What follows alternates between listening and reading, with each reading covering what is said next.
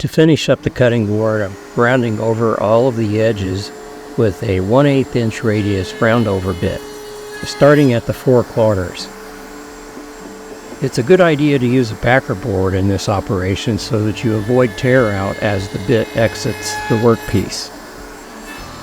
Once the 4/4 are rounded over, I'll go ahead and round over the top and bottom edges.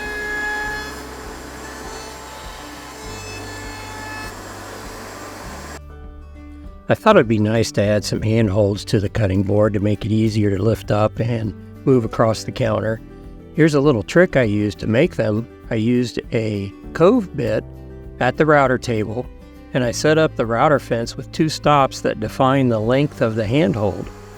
Now, in order to cut those handholds, I rotate the piece against one stop and move the piece across the fence, across the bit, until it contacts the other stop, and then I swing it away. You want to do this in a number of passes by raising the bit just a little bit between passes until you reach the final depth of cut.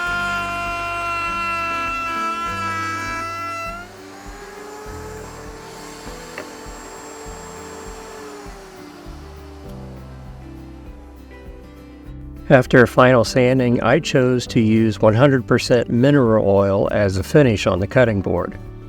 It's non-toxic and it helps protect the board against drying out and from moisture. I just poured it on and spread it out using cloth, making sure to cover every area of the cutting board, including the bottom and the sides. It's really surprising how much oil the cutting board absorbs, so you'll want to do this over several hours. As a matter of fact, I came back the next day and added more oil, and it kept soaking it in.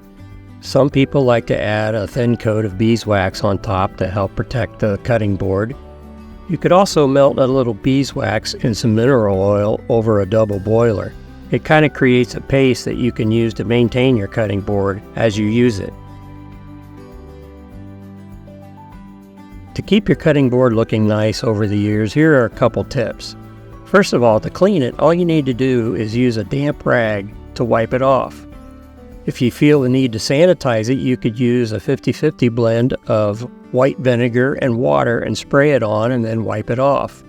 Never expose the cutting board directly to running water, and definitely don't put it in the dishwasher. When you start to notice that the surface of the cutting board is drying out, all you need to do is reapply the mineral oil or the mixture of beeswax and mineral oil to keep it looking nice and fresh.